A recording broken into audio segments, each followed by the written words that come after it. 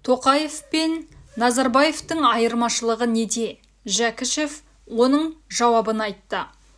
Қазатомның экс-төрағасы саясаткер Мұхтар Жәкішев украиндық танымал журналист Дмитрий Гордонға сұхбат берді. Дала Инсайт Жәкішевтің Тоқаев пен Назарбаевты салыстырған тұсын арна оқырмандарына жеткізуді жөн көрді. Мұхтардың пікірінше, Тоқаев экс-президентке қарағанда әлде қайда сауатты, білімді. Ол ақшаға келгенде дәл Назарбаевтай ашкөз емес. Дүние байлыққа деген құмарлығы жоқ. Ақшаны көргенде бүкіл моральдық құндылықтарды жиып теріп, адами принциптерден аттап кететін адам емес. Осы тұста Гордон, демек Назарбаевта мұндай дерттің болғаны анық қой деген сауал қойды. Жәкішев бұған бас изеп жауап берді.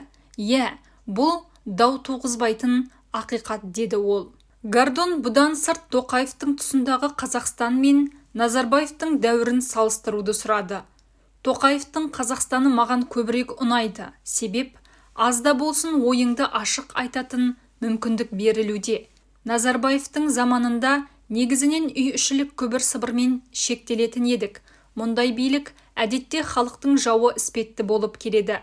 Қазір біршама кеңдік бар, қыл бұраудан құтылғандаймыз. Сөйлеуге, пікір білдіруге шектеу қойылып отырған жоқ. Ой еркіндігі, сөз бостандығы көрден тіріліп келгендей күй кешіп жүрміз. Десе де, жаңа Қазақстан толыққанды орнады деуге әлі ерте.